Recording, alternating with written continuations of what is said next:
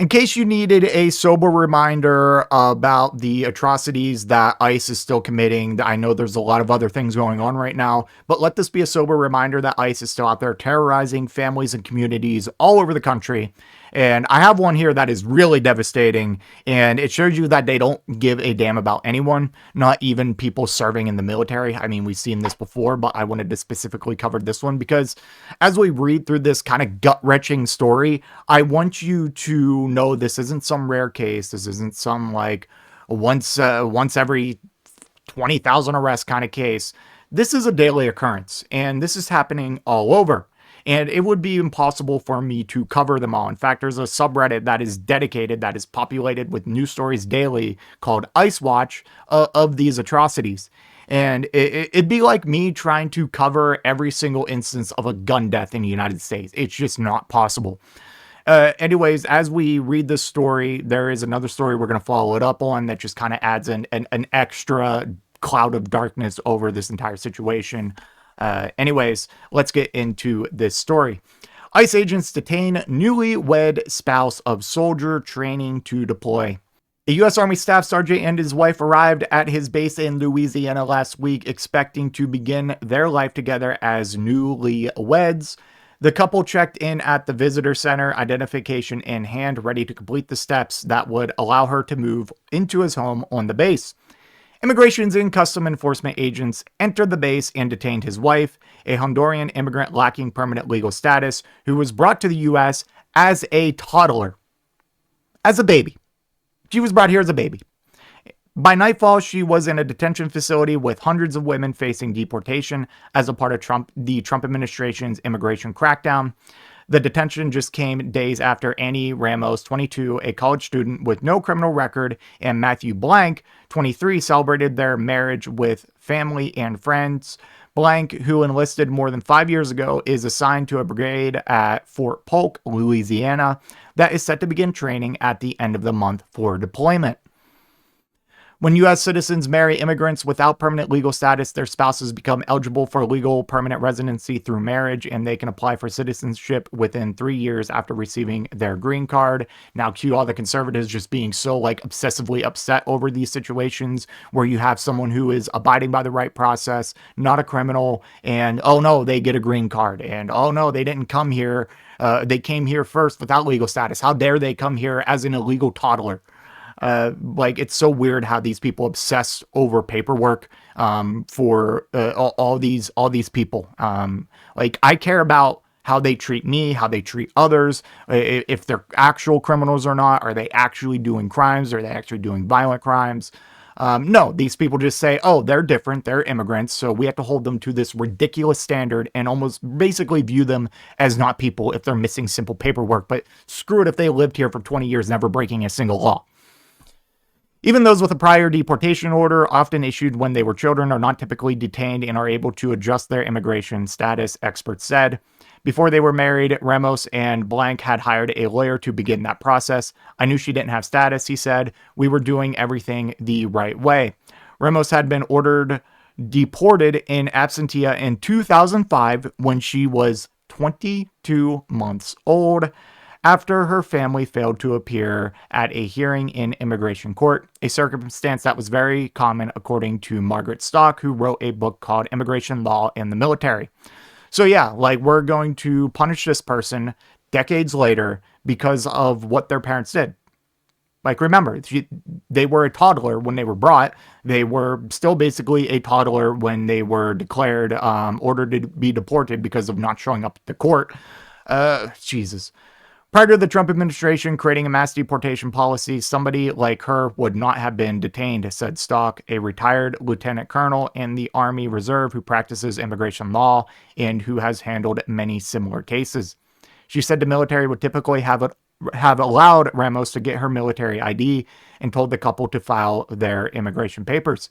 In a statement, the Department of Homeland Security said that Ramos had been arrested after she attempted to enter a military base. How do you how does anyone still defend these people? Like, my God, I will say this until the cows come home, but these propagandists, these the spokespeople for the Department of Homeland Security, they are equally as guilty as the people who are ordering these deportations. I'm tired of this gaslighting. Like, you are an accomplice to these crimes against humanity that are being committed every day, these acts of terrorism, domestic terrorism that the state, the government is committing against ordinary citizens. In a statement, already read that, she has no legal status to be in this country and was issued a final order of removal by a judge. The statement read, the administration is not going to ignore the rule of law. Yeah, except for when it's your pedophile rapist president, right? Right? Or the millionth person he's pardoned that was a blatant fraudulent, like in some massive corruption scheme. Just, like, I've never seen an administration ignore the rule of law more than this administration. When a Democratic administration comes in, they need to actually impose law and order. All these motherfuckers, down to Republicans in Congress who are enabling this shit, who are basically co-conspirators in these crimes. We're done. We're done playing games. We're done playing games. You guys want to play law and order and prosecute your political enemies? I will show you law and order. But the difference is, we're not going to be nitpicking and making up crimes and just terrorizing people for the sake of terrorizing people. There will be hard evidence and plenty of actual charges, real charges for real crimes you committed. Guaranteed. Guaranteed. Ramos is a devout Christian who teaches Sunday school to children at her church. Rickling said she was in her high school's marching band and she was a few months from finishing a bachelor's degree in biochemistry. On Thursday, the couple and Blank's parents drove from Houston to the base, arriving early at a 2 p.m. appointment. As instructed, the couple checked in at the visitor center where they presented Ramos's birth certificate, Honduran passport, their marriage license, and Blank's military ID. They never made it to the benefits office. According to Blank and his mother, an attendant scrutinized the documents and asked if Ramos had a visa or a green card. She did not. They explained, noting that their lawyer had prepared a green card application that would be filed any day. The attendant made a flurry of calls. This attendant should also be in jail. They told us, we'll figure it out, recalled Blank. He said that he and his wife were respectful and kept his composure despite thinking that the officials were dragging it out. Tears began to stream down his wife's face. A supervisor was called, followed by an officer from the base's criminal investigation division, who said he would contact Homeland Security and ICE. After the call, Blank said the officer told them that Ramos would be detained. The family broke down in tears.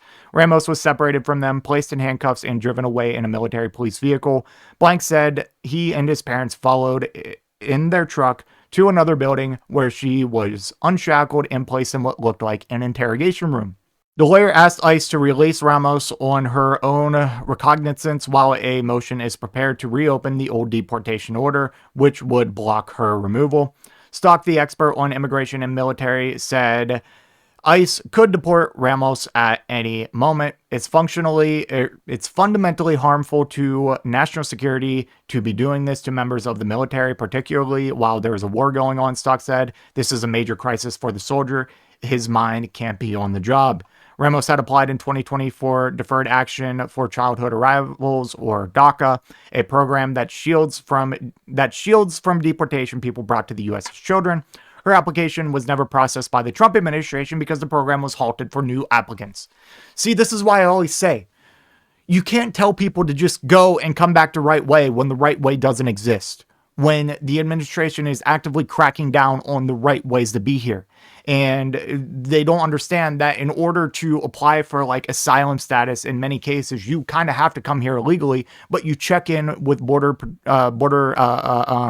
Patrol, and boom, like you're released, you're vetted, you're released, and that process takes place while you technically don't have legal status. I grew up here like any American, Ramos said during a call from the detention center in Basile, Louisiana. That is all I know, she said. My husband and family are here. Blank, who had been previously deployed to the Middle East and Europe, said that his chain of command had been supportive as he works to resolve the situation. I'm going to be with her and serve my country, he said. Well, you're a lot more mature than I would be, because I would be saying a lot more than I want to serve this country still. Like, On Saturday, he and his mother traveled to the detention center in Basile, Louisiana, with the completed form to apply for Ramos's green card. It only needed her signature, but guards barred her from bringing anything inside. Yeah, folks, just do it the right way. Just do it the right way, they say. All right, real quick, I want to go over to another article. This is another topic we've been covering. Deported immigrants will be sent to the Congo under new U.S. deal for third country removals. So since the beginning of Trump's second term, he has been making deals with these, what they're called is third countries all around the world, countries that are not stable, not safe, lots of human trafficking. Like, we are essentially human trafficking these immigrants who have never been to these countries, immigrants who, mind you, don't have any criminal records, to places like South Sudan, Libya, Eswatini. Like, we're sending these people, and now the Congo, we're sending these people to quite like dangerous situations, and situations where they are most likely going to be just human trafficked. Yeah, that's what we're doing. Congo will receive some migrants as a part of the New Deal under the Trump administration's third country program. Its government said Sunday, the latest such African nation to receive migrants being deported from the U.S. The deportees will start arriving in the Congo this month. The Congolese Ministry of Communication said in a statement, without further details on the date or the number of deportees expected. It described the arrangement as a temporary one that reflects Congo's commitment to human dignity and international solidarity. It would come with zero cost to the government, with the U.S. covering the needed logistics, he said. The Trump administration has spent at least $40 million to deport about 300 migrants to countries other than their own, according to a report released recently by the Democratic staff of the Senate Foreign Relations Committee. A key bone of contention in many such agreements is that they involve many migrants with protection orders from a U.S. immigration judge not to be returned to their home countries for major safety concerns. So the way the Trump administration has gotten around this is by just deporting them to countries that they have never been before. Like, there are so many independent watchdogs and various organizations tracking these mass deportations, and every single one of them shows a couple of the same things. And one is like, majority of people they are deporting are not dangerous criminals. Like, for example, the people we sent to CCOT, the Terrorism Confinement Center, aka a slave labor camp, the low number was like 70% didn't have a criminal record in the U.S. or the countries they came from, and the higher number was up to 90% that they were able to confirm by looking at records. And what else do they find? They don't. Something else they find is that many of the people we are deporting and rounding up are people who were doing things the correct way, and many of them actually had a legal status that was later removed. An example would be the hundreds of thousands of people on TPS, temporary protected status, that have been revoked or are in the process of being revoked, and then they are ordered to self-deport. And if they don't self-deport, you know how that goes. It's a mess, man. And something that I want to leave you with, that if you want to go do your own research on how, like, this is eerily similar to something the Nazis did, it was called the Madagascar Plan. I encourage you to look it up. It basically, they started out with deporting the Jews and Jewish people back to, you know, countries that they may have came from or whatever. And when European countries and like even the US and other countries started to refuse to take back these Jewish migrants or Jewish people from Germany, well, Germany's like, okay, well, let's drop this plan and we're just going to send them all to Madagascar and basically create a giant open air island prison. When that didn't work out, then they moved to the death camps and gas chambers and all that. So, yeah, something that you should look into because it's eerily similar to what's going on now. But anyways, that's all I have for this one. Let me know what you think in the comment section down below, and I will see you in the next one. If you made it to this point in the video, I just want to give a special thank you. If you enjoyed it, please hit that like button down below. And if you really enjoyed it, maybe consider hitting that subscribe button while you're down there. I want to hear your thoughts in the comment section. I will try to reply to any and all comments that I can. Until next time, watch that video on screen.